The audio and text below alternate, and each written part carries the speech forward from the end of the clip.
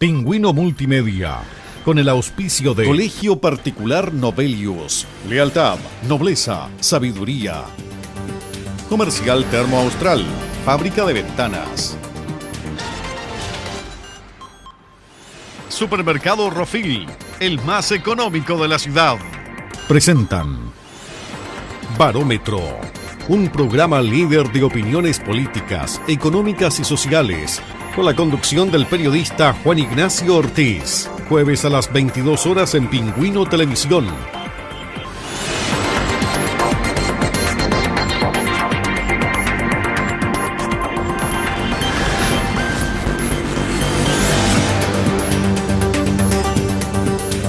Muy buenas noches, aquí comienza un nuevo programa de Barómetros por las pantallas de Pingüino Multimedia.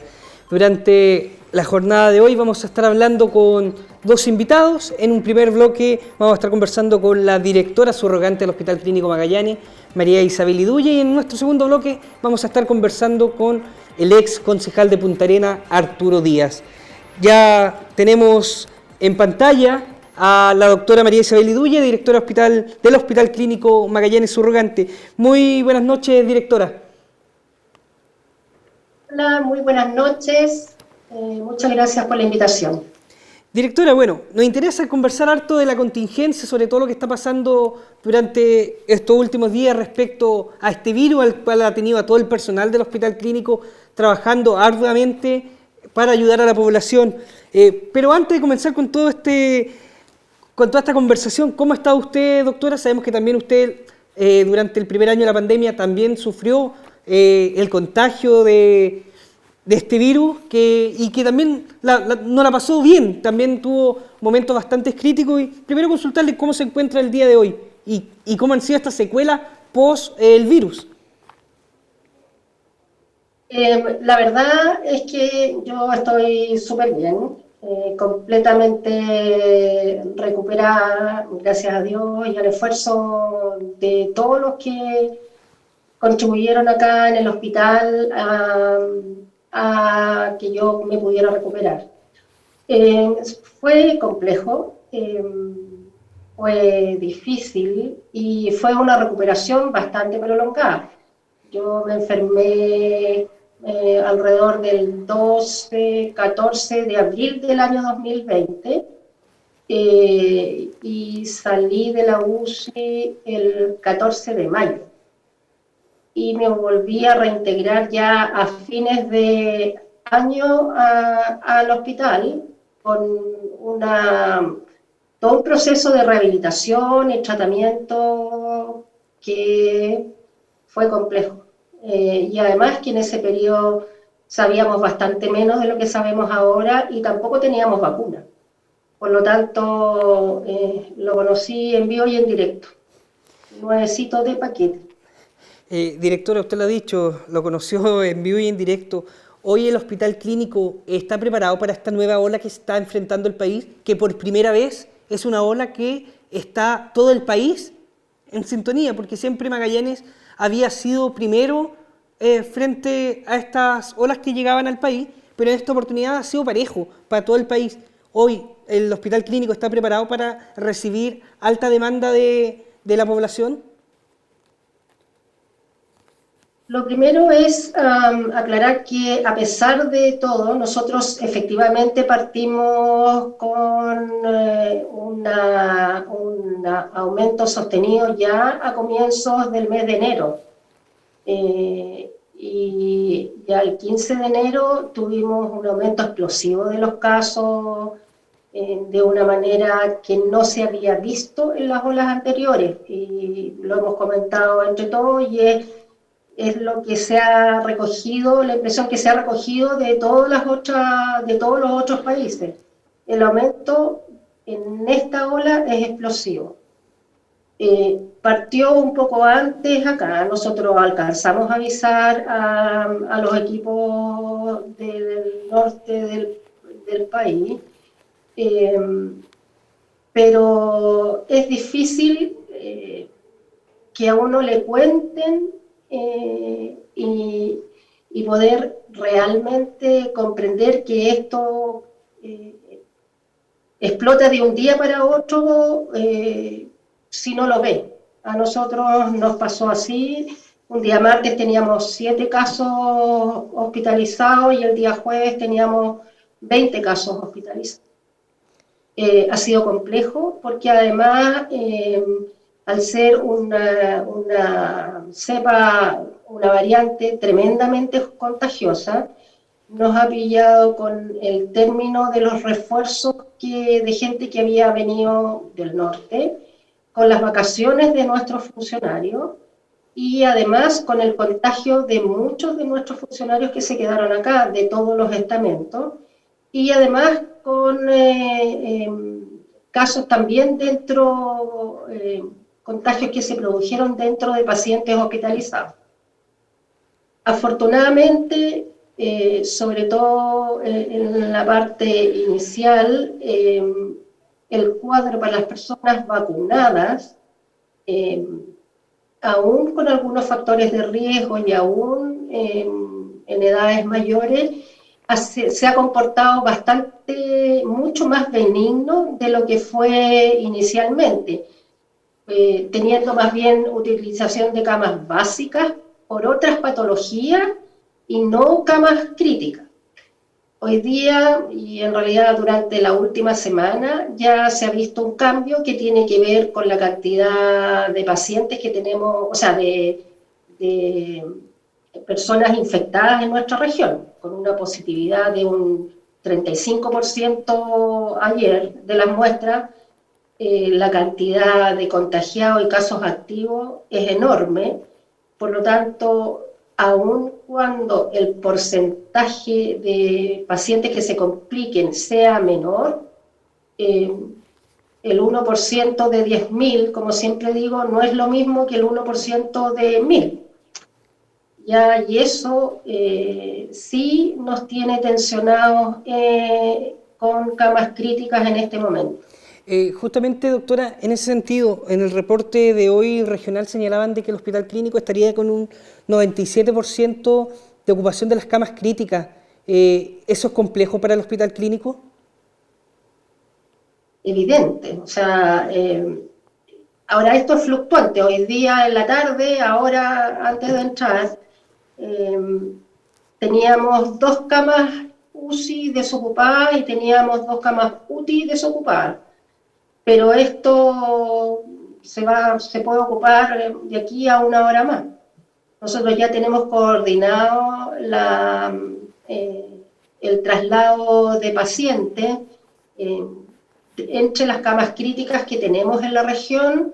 Afortunadamente, desde el 1 de febrero se reabrieron camas críticas en el Hospital de las Fuerzas Armadas, lo que nos ha permitido contar con un aumento de dotación, y también hay camas disponibles todavía, por lo menos en la mañana había una cama disponible en la Clínica Magallanes.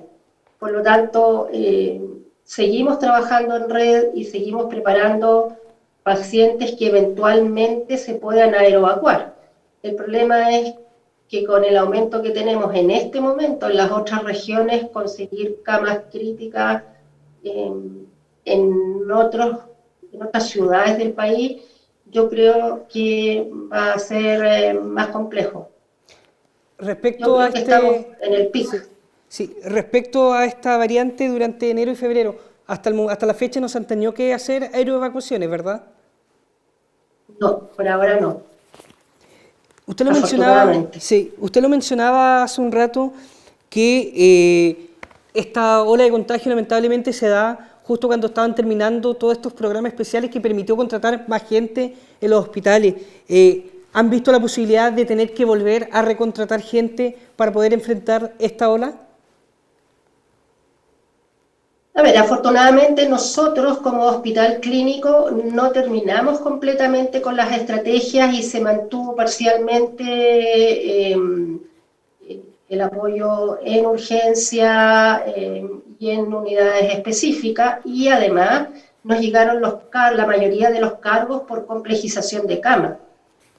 El problema que tenemos en la región es que el proceso de reclutamiento de personal con las competencias que se requieren es mucho más lento que en otras regiones del país, porque además este proceso de complejización de camas y llegada de cargos a los hospitales y a las UPC y UTI se produce en forma simultánea a nivel de todo el país. Por lo tanto, hay gente que teníamos nosotros a honorarios durante prácticamente toda la pandemia que optó por contratarse en el centro del país y no quedarse en la región. Y eso es parte de lo que todos los magallánicos vemos en forma habitual. No somos lo suficientemente atractivos como empleadores frente a las mismas ofertas que se hacen en el norte del país. Y eso sí que nos ha producido una disminución de la oferta de personas en disponibilidad de contratarse y continuar acá. Doctora, bueno, sabemos que no todo es COVID, el hospital también sigue funcionando con sus otras atenciones, y frente a eso preguntarle, ¿actualmente están permitidas las visitas en el hospital clínico? Que un tiempo estuvieron suspendidas las visitas tanto para maternidad como para la gente que estaba hospitalizada. ¿Eso se mantiene suspendido o ya se reactivó? Nosotros reactivamos durante diciembre, o sea, ya a partir de noviembre, diciembre teníamos reactivadas las visitas, pero ahora ya desde mediados de enero volvimos a cerrar la opción a las visitas. En este momento no están autorizadas las visitas, salvo un acompañante significativo en los trabajos de parto o en las UCI neonatal, en que sí se mantiene el acompañamiento de los padres. En el resto no tenemos autorizadas las visitas y para la atención abierta, para tratar de evitar al máximo los contagios, se está haciendo citaciones diferidas y además se está exigiendo a los acompañantes el pase de movilidad al día, no a los pacientes, sino que a los acompañantes, para disminuir al máximo el riesgo de contagio dentro de las instalaciones o la presencia de portadores asintomáticos que puedan contagiar a nuestros pacientes, que es gente que de por sí ya es más vulnerable.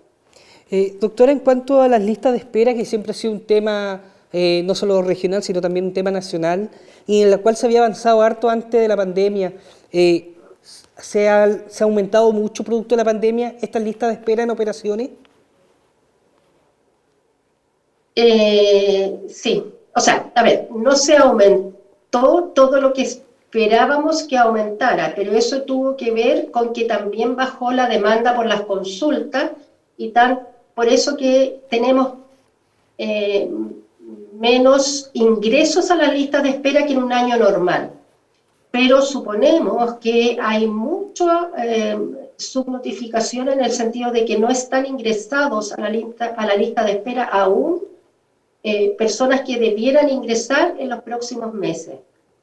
Ahora, habíamos empezado con un buen ritmo de reactivación en cuanto a las consultas y también a la cirugía, pero en este momento está todo delimitado en la cosa quirúrgica a las prioridades biomédicas, pacientes oncológicos, urgencia, y no estamos haciendo prácticamente cosas electivas porque también los pacientes que llegaran a intervenirse estando contagiados tienen más riesgo que los pacientes que no están contagiados.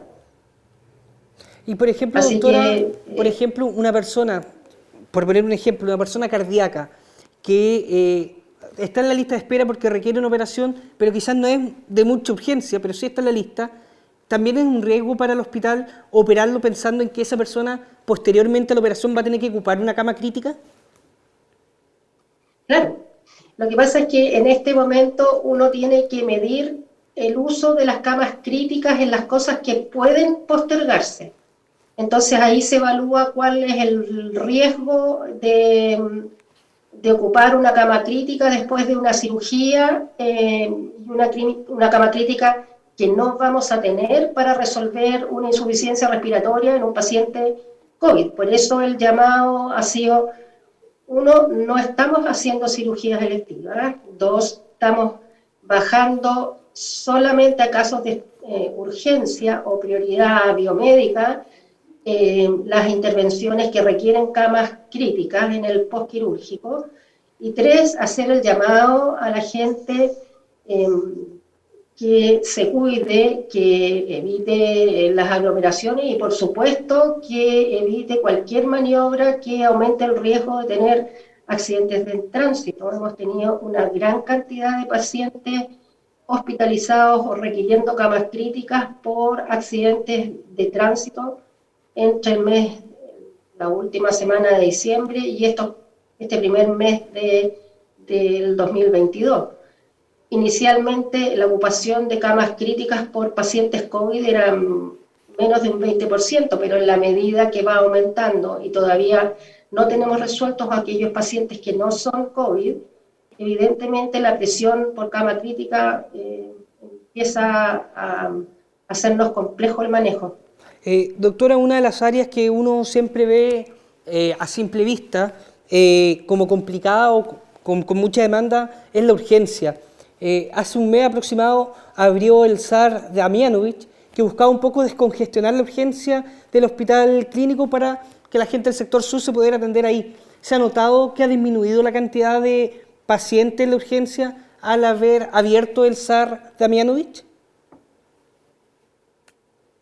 Ha disminuido, pero no todo lo que hubiésemos esperado que disminuyera, sobre todo en los pacientes que tienen patologías que nosotros llamamos C4 o C5, casos de menor complejidad, que pueden resolverse más cerca de su domicilio y evitar las horas de espera aquí en la urgencia con el riesgo de contagio en la sala de espera.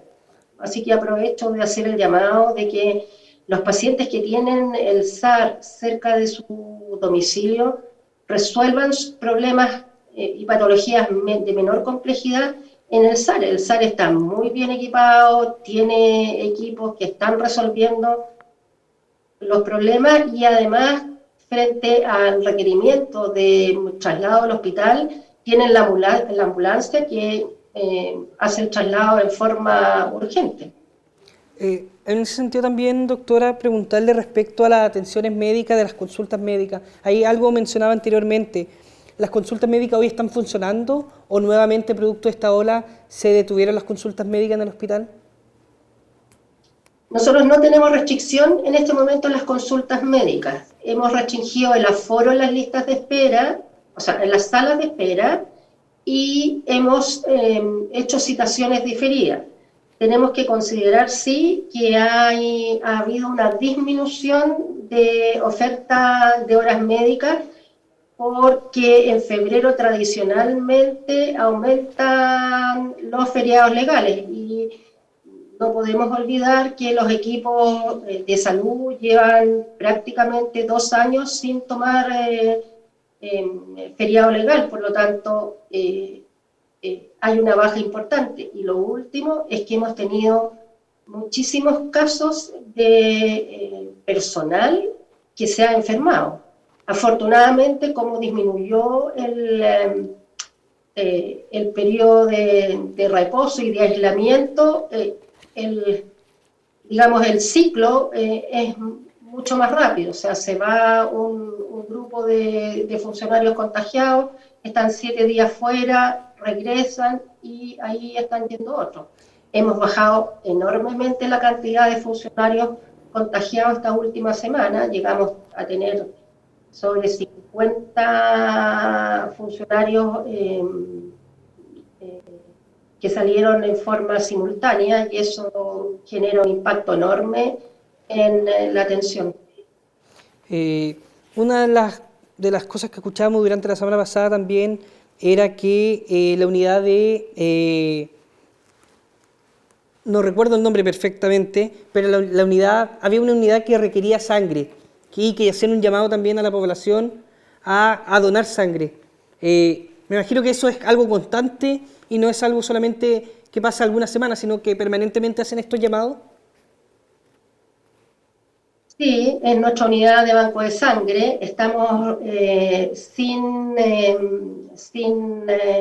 disponibilidad de sangre, estamos bajo el stock crítico y por eso que incluso hoy día en la mañana ya salimos a pedir que eh, los donantes, que el hospital tiene algunos donantes habituales, donantes altruistas voluntarios que vienen en forma habitual, hacer un llamado a la población que esté disponible a donar su sangre para tener un stock que nos permita reponérsela a los pacientes, sobre todo producto de politraumatizados que llegan por accidentes de tránsito o patologías complejas que requieren aporte de distintos componentes sanguíneos para su recuperación. Así que también el llamado a que nos colaboren y que los que quieran ser donantes se inscriban, pero además los que eventualmente quieran puntualmente en este momento donar, los recibimos en el banco de sangre, tienen que agendar la hora o acercarse para ver cuáles son los requerimientos. Doctora, no es nuestra intención entrar al ámbito político, pero sí hay una persona que involucra mucho al sistema de salud, que son los ministros de salud. Hace pocos días se conoció el nombre de la nueva ministra de Salud, quien asumirá el próximo 11 de marzo. ¿Qué opinión le merece el nombramiento de la próxima titular de la cartera de salud? Yo, lo personal, tengo la mejor impresión de la doctora María Begoña Ayarza. La conozco personalmente, nos ha apoyado a nosotros en varias oportunidades, en cursos que nos ha hecho y en capacitaciones que han sido extraordinariamente positivas para los equipos del hospital. Y no solo en el último año, sino a lo largo ya de 4 o 5 años, ella ha trabajado con nosotros de una manera muy cercana, conoce perfectamente la realidad del hospital clínico, conoce también la realidad de Magallanes, así que esperamos trabajar y que los equipos trabajen muy de la mano, conociendo ella la realidad de nuestra región. Así que desearle que le vaya muy bien y que conociendo nuestra realidad, nos apoye en los requerimientos que podríamos tener. Ya estamos llegando casi al final de la entrevista, doctora, y antes de culminar, consultarle cuál sería el llamado que usted le haría a la población magallánica. Lo primero es, la pandemia no ha terminado, nos falta todavía tomar todas las medidas de precaución, evitar las aglomeraciones, el lavado de manos frecuente, el uso de mascarilla en forma permanente frente a aglomeraciones de personas, no usar mascarillas de género o de estas de goma que no tienen ninguna utilidad, solamente utilizar las mascarillas quirúrgicas o las KN95, y lo más importante es vacunarse.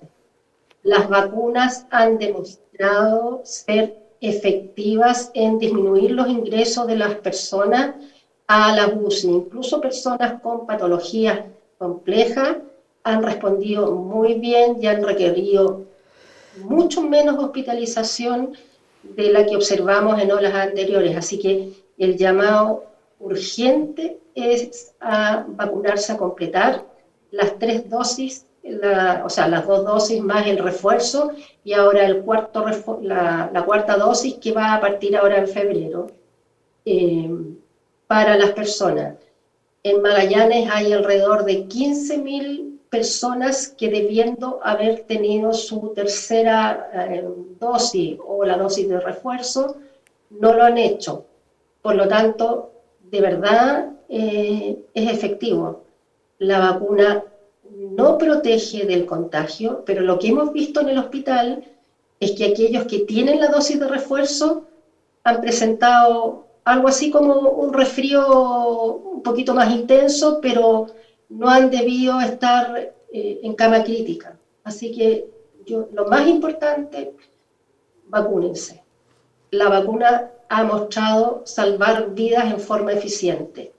Segundo, no tenemos camas ilimitadas, por lo tanto, evitar las carreras nocturnas, evitar exponerse al riesgo de manejar con alcohol, cuidarse en la conducción, tomar todas las precauciones, porque no tenemos disponibilidad de camas críticas para ilimitadamente en la región, y la posibilidad de aeroevacuar está supeditada a la disponibilidad de cama en otras regiones.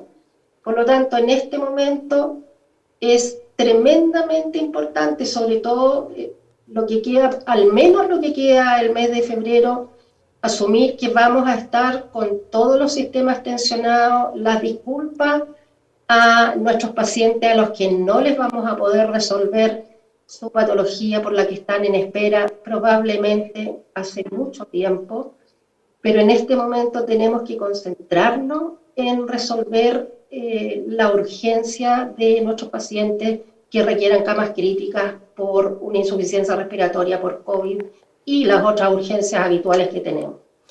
Doctora, agradecerle su tiempo, agradecerle la oportunidad de haber podido conversar con usted y vamos a estar muy atentos entonces a lo que vaya ocurriendo también en las próximas semanas y toda información que quiera entregar también el Hospital Clínico Magallanes. Muchas gracias, doctora.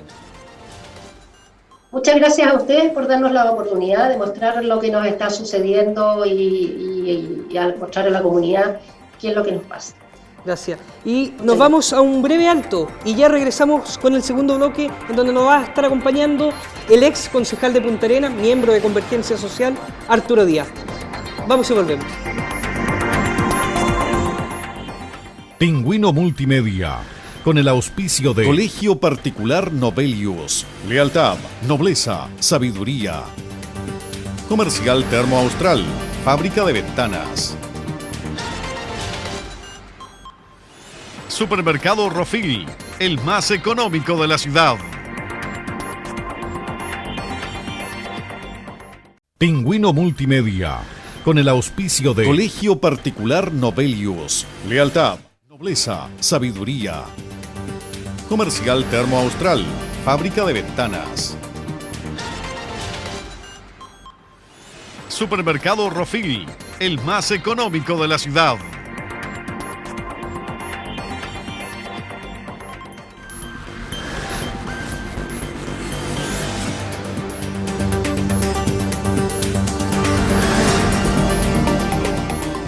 Muy buenas noches, ya estamos en el segundo bloque entonces de Barómetro.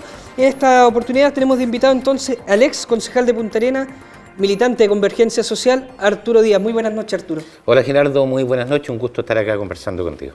Arturo, han sido, me imagino, semanas de harto trabajo en el partido, semanas de negociaciones, de conversación y de empezar a armar los equipos para lo que va a ser el futuro gobierno a partir del 11 de marzo. Primero, consultarte respecto a las nominaciones que han habido tanto de los ministerios como en la subsecretaría. ¿Qué opinión te merecen las nuevas autoridades que van a asumir el 11 de marzo? Sí, mira, en general, sin nombrar a nadie en particular, yo creo que el mandato del presidente electo Gabriel Boric ha sido claro que en estas designaciones no va a existir el coteo político, va a haber gente que tiene las capacidades necesarias y que todo este arco de gente que va a conducir el gobierno va más allá de la Prodignidad. Eso se dijo en campaña y ya en el nombramiento de los ministros y ministras pudimos ver que más allá que militantes de los partidos de la Prodignidad, había mucha gente independiente y también gente de otros partidos que no conforman parte de la Prodignidad. Había gente del Partido Radical, del Partido Socialista y de otras colectividades, lo cual hace que este arco sea bastante más amplio y represente una mayor cantidad de la población. Y yo creo que, insisto, Gabriel Boric ha sido súper claro al respecto en el sentido que la gobernanza del país tiene que ser bastante amplia, representando el máximo de sensibilidades políticas existentes. El presidente electo ha marcado varios hitos importantes en historia. Nombra a la primera mujer como ministra del Interior, es el primer magallánico también como presidente, el presidente más joven de Chile, el más votado de Chile. Ha ido marcando harta historia y también el único que pierde en primera vuelta y gana en segunda. Además, eso es algo que siempre se había dicho, Si ganó en primera vuelta, Está gana, listo. pero esta vez también fue algo distinto. Arturo, consultarte respecto a cómo se van a ir haciendo las nominaciones acá en región. Si bien son decisiones del presidente, eso lo sabemos, me imagino que también existen conversaciones entre los distintos partidos de Apruebo Dignidad, que el caso de Magallanes, si no me equivoco, está solamente Convergencia Social y el Partido Comunista. Así es, pero mira, hacer un alcance a lo que dijiste Sí. anteriormente, en el sentido que el presidente electo Gabriel Boric rompió varios récords, por decirlo de alguna Sí. manera, al ser elegido presidente, pero esto viene de antes. ¿Tú te acuerdas cuando él surge en el movimiento político estudiantil del 2011? Le gana la fecha a Camila Vallejo, que fue el primer patatazo, porque Camila Vallejo Exacto, sí. era la persona que todos decían que iba a ganar. Posteriormente, el 2013, rompe el binominal acá en Punta Arenas. Otro batatazo más. Posteriormente, el 2017, mucha gente decía que la labor de diputado no había sido buena y que no iba a salir reelecto, primera mayoría. Después, cuando tuvimos que juntar las firmas para que sea presidente, mucha gente apostaba que no lo íbamos a lograr, por lo tanto, siempre, Ha ido marcando una siempre historia. ha sido capaz de dar vuelta. Incluso en las primarias, que todo el mundo En le las primarias. daba por ganadora a Daniel Jadot. Así es, entonces es algo que a mí personalmente, que estoy en este proceso ya casi 10 años, no me sorprende, porque Gabriel digo yo, el presidente Boric nos tiene acostumbrados a dar estos golpes a la cátedra. Ahora, referente a lo que dices tú, claro, indudablemente que a nivel regional se está replicando un poco lo que se está haciendo a nivel nacional. Estamos en conversaciones con los diferentes partidos, como decías tú, aquí Apruebo Dignidad principalmente es Convergencia Social y el Partido Comunista, pero también hemos sumado a esta conversación a algunas autoridades locales, también a personas independientes y miembros de otros partidos, para crear estas nóminas de posibles autoridades regionales, pero que al final la decisión la tiene el presidente electo Boric. ¿A usted en lo personal le gustaría ser autoridad del próximo gobierno? Mira, como te decía anteriormente, yo estoy desde el 2013 en este proceso, fui concejal de la comuna, lo cual implicó un montón de sacrificios, porque seguía trabajando como Exacto. enfermero, concejal, más encima en su momento era presidente de Convergencia Social. Posteriormente, cuando fui candidato a alcalde, perdí, terminó mi periodo de concejal, ahora estoy trabajando solamente en el SAMU y tengo una vida que me ha cambiado radicalmente, tengo la posibilidad de hacer deporte y hacer un montón de cosas que antes no hacía. Una vida mucho más tranquila también. Mucho más tranquila, más relajada, pero, y lo hemos conversado con otros compañeros y compañeras, hemos luchado tanto por esto y en algún momento el presidente Gabriel Boric nos pide que estemos en algún lugar apoyando la gestión gubernamental, con mucho orgullo aceptaría. Y en ese caso, poniéndonos en la hipótesis de que lo nombraran en algún cargo para el próximo gobierno, ¿tendría que renunciar al SAMU? ¿O existe esta posibilidad, que lo han hecho anteriormente, de congelar el trabajo que tiene para poder asumir en el gobierno? Mira, no hablemos específicamente de mí. Cualquier funcionario público que sea titular, sea de planta, tiene la posibilidad de asumir cargo de gobierno con encomendación de funciones. Por lo tanto, Perfecto. el cargo queda guardado y la persona está 1, 2, los 4 años en un cargo de gobierno y terminando el lunes, puede reintegrarse a sus funciones. Ya, eso es importante en el caso de funcionarios de planta. Públicos de planta, porque Perfecto. si tú eres funcionario privado, no tiene nada que hacer. indudablemente Y si eres, voy a hablar en los términos que hablamos los funcionarios públicos, eres honorario o contrata, tienes que renunciar para aceptar esta designación. Arturo, el año 2018 fuiste muy crítico ante la renuncia de María Teresa Castañón al Consejo Municipal. Producto de que renunciaba, finalmente asume después como seremi, posteriormente como intendenta. ¿Compartiría o apoyaría si algún consejero o concejal decide renunciar a su cargo para asumir un cargo del gobierno? Yo soy de una línea. Yo creo que uno, cuando tiene la confianza popular a través del voto, es porque la gente eligió que X persona sea concejal, sea core, sea gobernador, los cargos de diputado, exacto. senador. Por lo tanto, yo personalmente creo que la persona que se somete al escrutinio popular y es avalado por la gente pasa a deberse a su electorado, y es un compromiso que tiene que mantener hasta el final. Arturo, son muchos los cargos que tienen que llenar acá en Magallanes. ¿Existen nombres para todos esos cargos? Como dicen los letreros, en las carreteras estamos trabajando para usted. Estamos viendo las mejores personas, y aquí es súper importante recalcar lo que ha dicho el presidente Boric, en el sentido que todos estos cargos de gobierno no van a ser llenados por coteos políticos, porque la costumbre chilena es que al partido X le tocan 2, al otro 3, independientemente de las capacidades técnicas de la persona que los va a ejercer, y nosotros estamos haciendo un trabajo súper responsable que indudablemente las personas que asumen cargo de gobierno tienen que tener los lineamientos políticos del gobierno y tienen que suscribir el programa de gobierno de Apruebo Dignidad, pero paralelamente tienen que tener las competencias técnicas para el caso específico que asuman. ¿Es distinta la conformación de equipo en Magallanes con la conformación de equipo en Los Ríos, en Los Lagos? En Aysén te lo pregunto porque Magallanes es un lugar donde podríamos decir que el presidente electo conoce a gran parte de las personas. Mira, el presidente electo Gabriel Boric va a tener que visar todos los seremis, son 24, si mal no recuerdo, sí. Son 10 regiones, estamos hablando de casi 300 seremis a nivel nacional.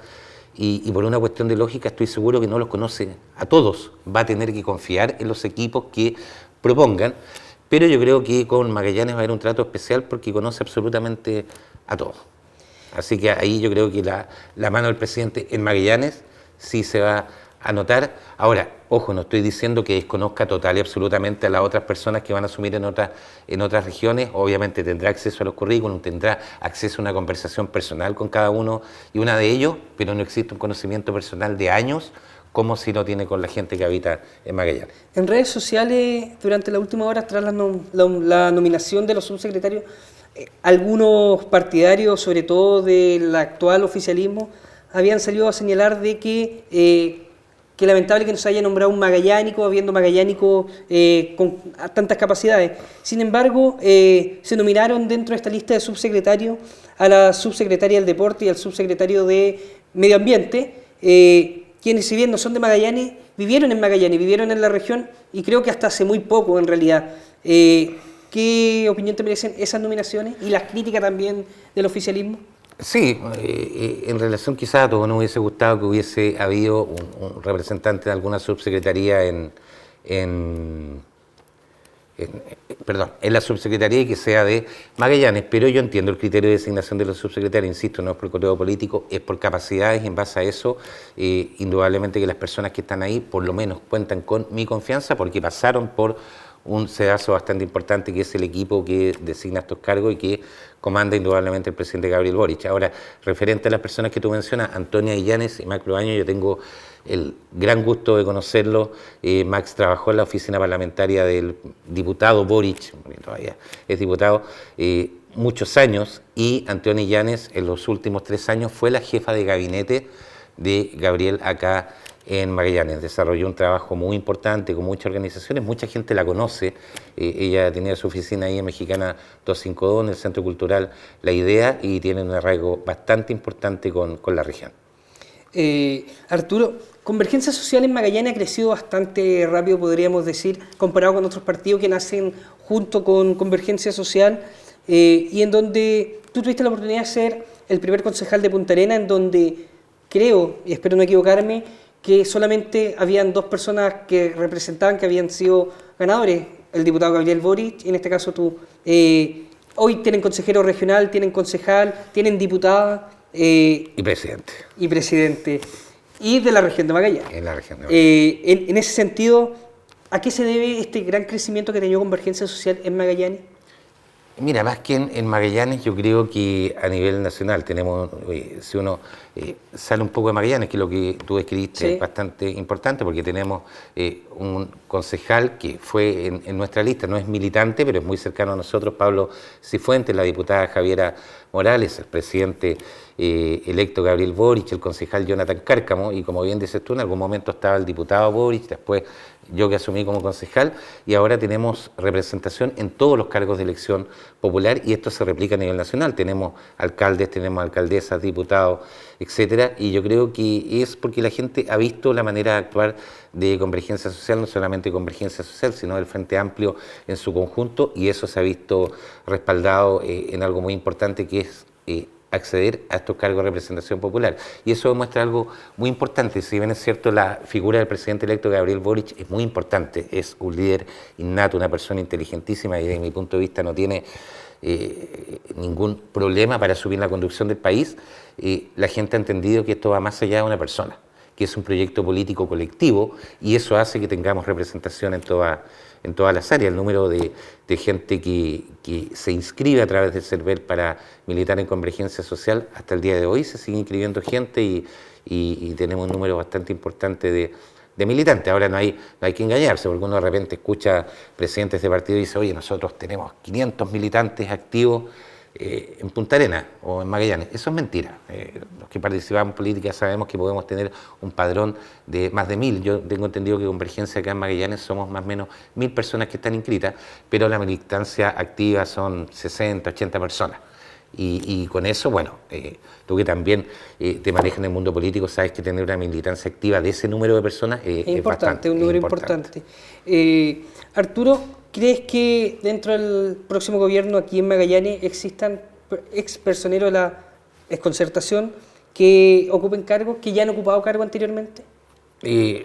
No lo sé, pero es una posibilidad que está abierta y yo me baso en las palabras del presidente electo Gabriel Boric, que ya eso se vio en el nombramiento de ministro y ministra, también en la subsecretaría y probablemente a nivel de gobierno regional puede darse eso también, obviamente en sectores políticos que han adscrito ahora el programa de aprobabilidad, que es el requisito sine qua non para formar parte de esta como segunda coalición, digamos, que nace en aprobabilidad y que se va ampliando un poco esta alianza política, y en base a eso es posible que quizás en algún cargo de gobierno haya alguna persona con las características que tú mencionas. Ahora, pasando un poco a temas más nacionales, ¿qué opinión te merece la crisis migratoria que está pasando hoy en el norte del país? Y yo creo que es uno de las grandes mochilas que nos va a dejar el gobierno de Sebastián Piñera. No ha sido capaz de resolver el problema. Tenemos que abordarlo desde un punto de vista global, latinoamericanista. Aquí tenemos un problema que desde Venezuela ya han salido más de 5 millones de personas. Y uno tiene que entender, o sea, hay gente que de mi sector de repente que se espanta cuando uno habla de la dictadura de Nicolás Maduro, pero tenemos que ser objetivos. O sea, ¿en qué país van a emigrar 5 millones de personas porque se les ocurrió? Nadie sale de su país para salir de vacaciones, pero no con una mochila y con una hueá en brazo a buscar un mejor destino. Y yo creo que ahí falta que los países se pongan de acuerdo de cómo acoger a estos seres humanos. Y por otro lado, tenemos redes de narcotráfico internacional que están ya colonizando ciertos lugares del norte del país, y es ahí donde hace falta mano dura, mayor efectividad de las fuerzas policiales para detectar estos grupos, expulsarlos y condenarlos en el caso que ocurra, y siempre con la participación ciudadana. Yo creo que aquí tenemos que separar. Hay inmigrantes, y acá en Punta Arenas también hemos tenido una base importante de inmigrantes, y todos conocemos, yo creo que tú, Gerardo, y la gente que nos está viendo en su casa, conoce gente que está trabajando de manera digna, que son un aporte para la comunidad magallánica, pero también un grupo importante que son delincuentes. Mira, y acá voy a tocar un tema. Cuando yo era concejal, recibí denuncias de la gente que vive en Pueblos Unidos, allá detrás del archipiélago, ¿ya? Y nosotros pedimos una reunión con Carabineros y también con la delegada presidencial, incluso con videos en que se veía de repente personal policial que no detenía cosas que estaban pasando infraganti, en toque de queda, venta de droga, que estaban los videos. Y entonces ahí uno no entiende qué es lo que pasa. O sea, yo creo que ahí el gobierno, las fuerzas policiales tienen que actuar mano dura. El delincuente es delincuente, sea chileno, sea extranjero, y hay que tomar todas las medidas que corresponden. Y lamentablemente, así como uno ha sido tajante en decir que hay dos tipos de educación en Chile y dos tipos de salud en Chile, también hay dos tipos de resguardo policial, porque las poblaciones periféricas, si uno ve el número de carabineros por el número de habitantes, indudablemente donde hay sectores más acomodados, el número de carabineros triplica a las comunas o barrios periféricos. Yo creo que en ese sentido tenemos que avanzar hacia equilibrar eso. Tú lo decías, una de las grandes mochilas que deja este gobierno al próximo va a ser el tema migratorio, pero también otro de los temas que deja es el tema de la delincuencia y los atentados y los diversos atentados que han ocurrido también en la Araucanía. ¿Crees que ese sea un problema para el próximo gobierno? A ver, si uno piensa que un problema es algo que te va a ocupar tiempo y vas a tener que poner toda tu cana en solucionarlo, indudablemente es un problema. Yo creo que la gente de la Araucanía, y yo he tenido contacto con gente que vive allá, están cansados. cansados y cansadas de la situación de violencia permanente. Ahora, nunca se ha hecho un diagnóstico claro de qué es lo que está pasando, porque por una parte está el pueblo mapuche, que está luchando por sus reivindicaciones culturales, de tierras, etcétera, etcétera. No ha sido escuchado, muchas veces ha sufrido montaje y todas estas cosas, y no son cosas que diga yo, todos hemos visto videos de repente, y por otro lado también hay grupos violentistas que están metidos en el narcotráfico, y ahí es donde se entrecruzan y se mira todo con la misma vara. El presidente electo Gabriel Boric ha sido clarísimo en la necesidad de instaurar una mesa de diálogo en la Araucanía donde se converse con las comunidades indígenas y con todos los actores involucrados para tratar primero de llegar a un diagnóstico. Yo creo que no hay un diagnóstico claro de lo que pasa. Y si tú no tienes, pongámonos en tema salud, si tú no tienes un diagnóstico, no puedes dar un remedio acertado. Yo creo que acá hay que saber qué es lo que está ocurriendo, separar la gente que está luchando por reivindicaciones justas y separar a los delincuentes y actuar en base a eso. Ya has mencionado en dos oportunidades el tema del narcotráfico. ¿Crees que el narcotráfico se instaló ya en Chile? Sí, y aquí me voy a poner un poco la marca amarilla de enfermero SAMU, y nosotros lo hemos conversado con mis compañeros de trabajo. Cada vez nos toca atender más gente con sobredosis, cocaína y otro tipo de drogas, y lamentablemente mucha gente joven. Por lo tanto, ahí hay un trabajo súper importante que hacer en la prevención del consumo, pero esto hay dos visiones: una, que la gente se drogue y cuando cometa delitos lo metemos preso, o la otra, atacar este problema desde la infancia en los niños y niñas más vulnerables para que no lleguen a esto. Y en base a eso hay diferentes experiencias poblacionales que se pueden replicar y que lo han hecho gente, ojo, que no trabaja en el Estado, grupos de voluntarios que hacen un trabajo espectacular a través del deporte, de actividades culturales, y rescatan, le roban estos niños y niñas a las drogas, y por ahí hay que hacerlo, porque si no actuamos ahora va a ser demasiado tarde después. Otro de los temas importantes que va a tener como gran labor el gobierno de Gabriel Boric va a ser el tema de la pandemia. Una pandemia que nos ha dejado demostrado durante este mes que recién pasó en enero que nos ha ido. Una pandemia que está a flor de piel y que vemos todos los días que cada vez aumentan más los contagios. ¿Cómo crees que se ha manejado la pandemia durante este último tiempo? Mira, yo creo que ha tenido su alto y bajo. Yo reconozco que una de las pocas cosas buenas que ha hecho el gobierno de Sebastián Piñera fue el plan de vacunación, adelantarse a muchos países lo que fue la compra, adquisición de vacunas e implementar estos planes de vacunación, que en un principio no estuvieron tan bien organizados. Yo lo llevo a la realidad local, faltó coordinación entre la Seremía de Salud, Puerto Sudés de la Seremi en aquel momento, con lo que era la gente de atención primaria. Cuando se logró complementar eso, el único beneficiado fue la población de Magallanes. Por una parte está todo lo que está haciendo el personal de salud, que es excelente, y aquí me pongo la camiseta de nuevo, sí. Nos hemos sacado la cresta durante 2 años para tratar de sacar esto adelante.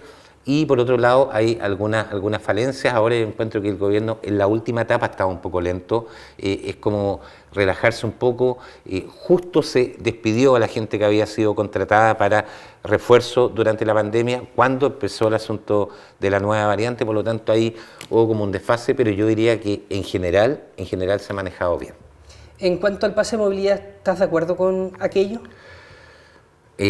Como chaqueta amarilla, yo creo que sí. Yo creo que si bien es cierto, hay mucha gente antivacuna, y también estábamos conversando antes con una persona aquí antes de entrar al programa, que llama la atención de repente que 4 vacunas en un año igual puede ser nocivo. No hay estudios que concluyan eso, pero sí está comprobado científicamente. Uno tiene que creer también en los grandes estudios que se han hecho, que uno cuando está vacunado tiene posibilidad de enfermarse claramente, pero disminuye la gravedad. Y por lo tanto es un temazo el pase de movilidad, porque igual tú lo tomas por el lado de las libertades individuales, las libertades personales, pero ¿qué pasa cuando tu libertad afecta la salud del otro, o eventualmente, potencialmente podría afectar la salud de la otra persona? Yo creo que es una buena medida.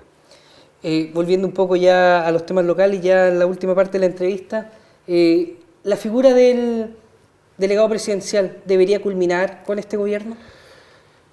Ha sido una de las inquietudes que ha manifestado el presidente electo Gabriel Boric, y también parte de su equipo. Ya existe la figura del gobernador y gobernadora, en algunos casos regional, elegidos democráticamente, y hay ahí como una pequeña duplicidad de funciones. Por lo tanto, es una figura que, según ha dicho el propio presidente electo, está destinada a desaparecer dentro, obviamente, de todo el marco legal y todo lo que se tenga que hacer, todas las conversaciones que se tengan que hacer a nivel de todo nivel, pero es algo que no se justifica en este momento. Es como un poder paralelo a la gobernación que la verdad no le hace bien a la democracia, porque uno es designado por el presidente o presidente de la República y el otro elegido democráticamente.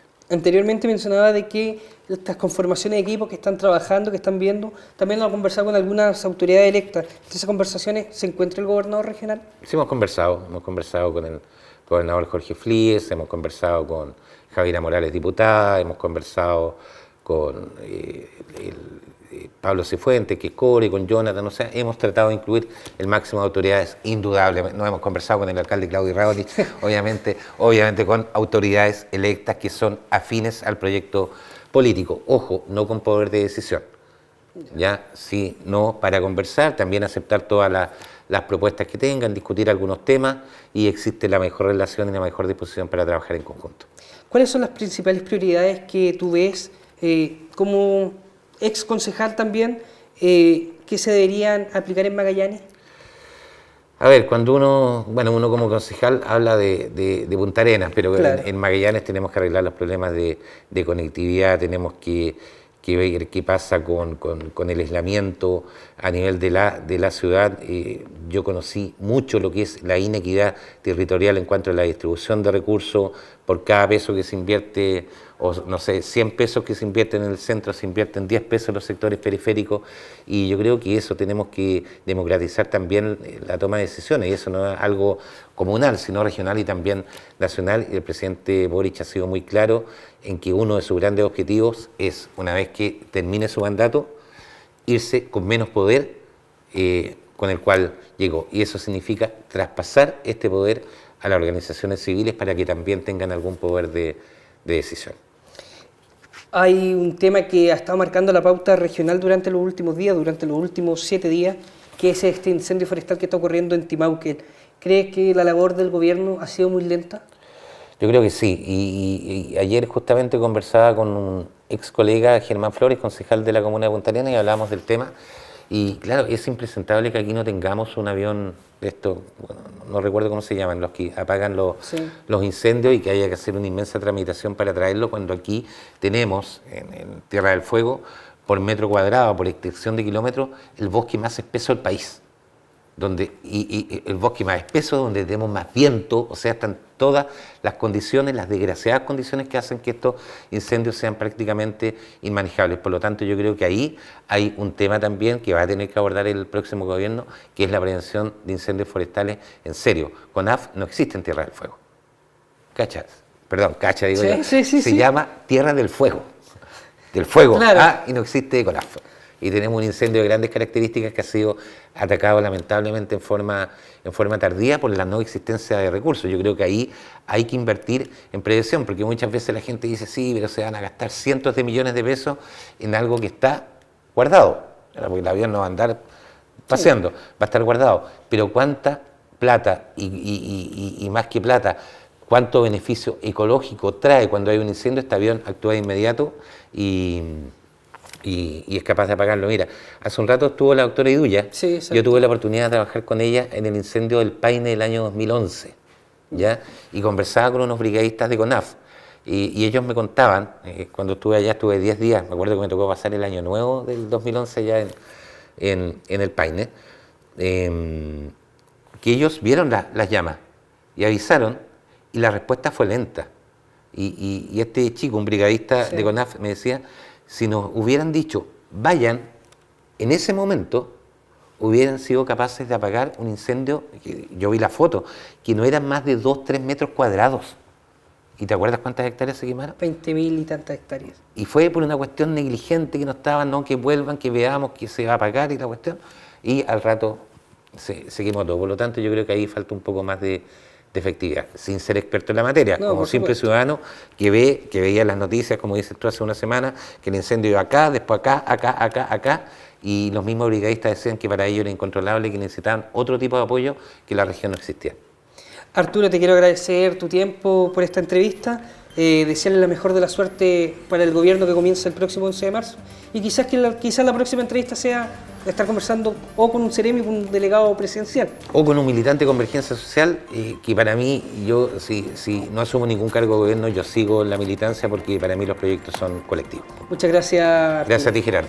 Y de esta forma entonces ya estamos terminando Barómetro por la pantalla de Pingüino Multimedia y le invitamos a que nos sigan el próximo jueves a esta misma hora. Muy buenas noches.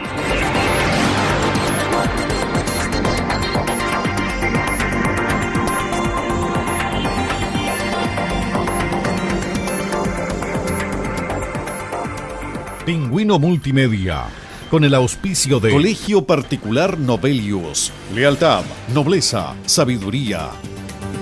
Comercial Termo Austral, fábrica de ventanas. Supermercado Rofil, el más económico de la ciudad. Presentaron Barómetro, un programa líder de opiniones políticas, económicas y sociales. Jueves a las 22 horas en Pingüino Televisión. Barómetro, un programa de Pingüino Multimedia.